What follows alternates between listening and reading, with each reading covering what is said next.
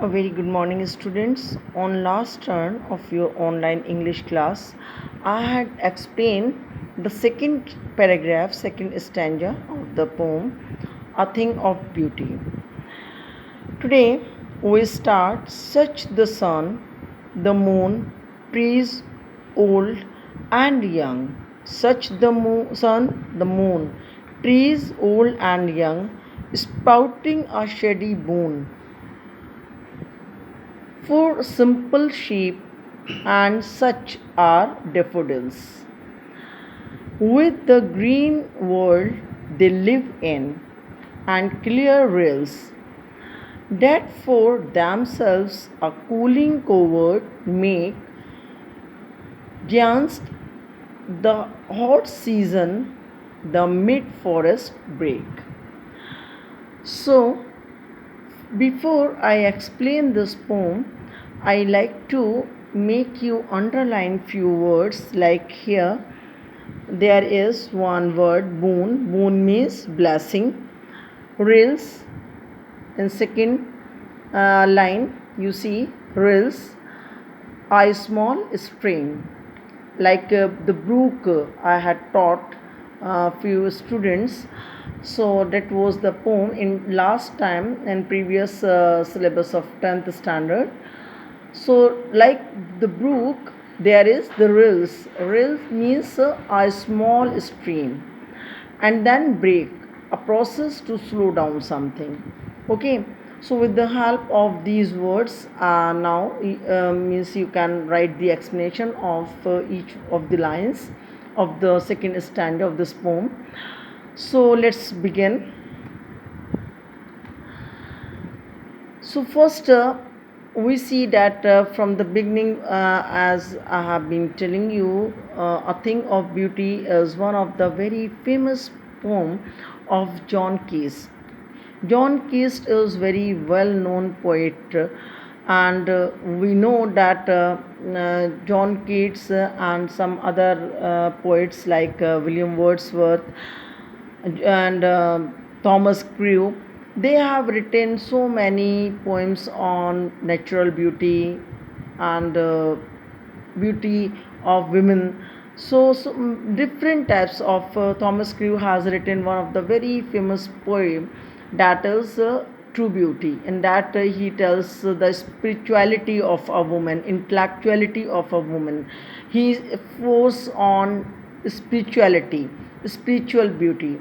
He says that beauty inside us we should need, and we need to find that inside us there is some beautiful thoughts, there are some beautiful thoughts, there are some beautiful things which we need to observe, which we need to find out in our character within us.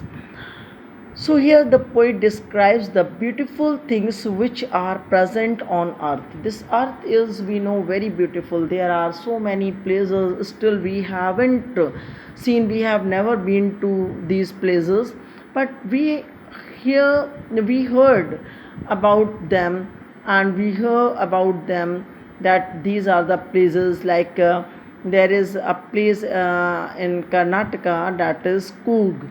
So Coorg is also a very beautiful place. It looks like a paradise on earth, a small piece of paradise we can say. So here also poet says that this earth is filled with beautiful things. There is a lot of beauty on earth. In each corner of this earth you will find many wonderful streams, brooks, lakes, and mountains. So many things you will find, and you will never like to come back to your house. Okay, so here the poet describes the beautiful things which are present on earth. These are the sun, moon, trees, and flowers, flowers like daffodils. Here the poet has talked about daffodils, but daffodils, except daffodils, there are many flowers. And my dear children, if you'll see around the school campus, you will see that there are very beautiful flowers. In winter season, summer season, all 3 seasons you can see many beautiful flowers, colorful, which looks really very beautiful. And at the time of Christmas, if you'll see, then you cannot means come out from that place. So in this poem, the poet he describes about daffodils flowers because he had seen the beauty, the dance, and the movement of daffodils flowers. So this is in his mind, and the rivers. Yes, of course, some rivers also. Poet says that all this means all this and all these things which he see, they are like a blessing poured upon all the creatures including us human beings and other creatures, living beings, living organisms, by earth. Means earth has poured these beautiful sceneries, these beautiful things upon us in the form of blessings, mother earth. He further describes that the trees provide us with their shade, flowers with their beauty, and rivers with their coolness during the hot summers. All of these are the beauties of nature. All of these are the beauties of nature which are like a boon for us. Boon means blessing for us. Okay, and we cannot break it. We cannot miss. We cannot miss a mid forest break. The last line says, so we means once we see these beautiful things, we never want them, that we never want that there should be any break. Means we don't want to slow down our speed. We want to see, we continuously want to live in this atmosphere. And beautiful environment is liked by everyone, all the people they like. So this was the explanation of this third stanza. And of course there are few literary devices used in this these lines. So I'll just explain two three out of them. The first one is alliteration. Alliteration in most of the poems you will find whether there is simile or metaphor present or not, but alliteration surely will be there, because alliteration is what, that is a consonant sound which repeatedly used, like sprouting, shading, simple sheep, cooling covert. Here if you want you can underline, write this poem and underline these alliteration poetic devices. Okay, so except that alliteration, there is one more, imagery. Imagery means here imagine. He imagines. He just make a picture in his mind that tree is giving shade. Means once you grow a plant and when it becomes a tree, you just expect that people will come and sit under the shade of the tree and they will be feeling comfortable. So here we just make some picture in our mind. So that is called, when the same thing, the same idea is applied in the poem by the poet, it becomes a poetic device, literary device, that is called imagery. Understood?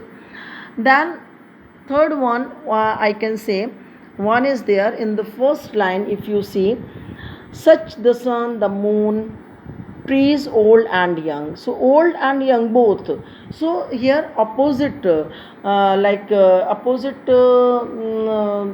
ideas have been brought together. So here it is antithesis. This is another literary device. First time I think I'm introducing this poetic device to you. So antithesis means opposite words placed together, old and young. Sometimes we say uh, this is sweet pain. So sweet also and pain also. So that is what, that is antithesis, literary device we use. Okay.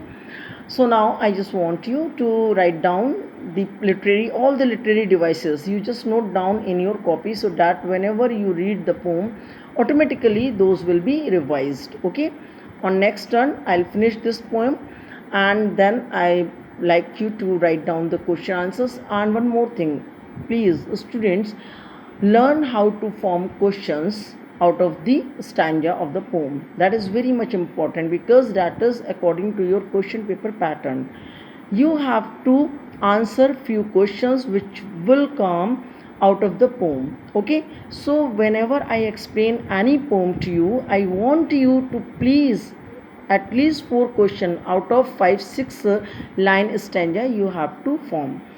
When you will form questions, automatically answers will come to your mind and you will be able to write them. Okay. On next turn, we'll finish the poem.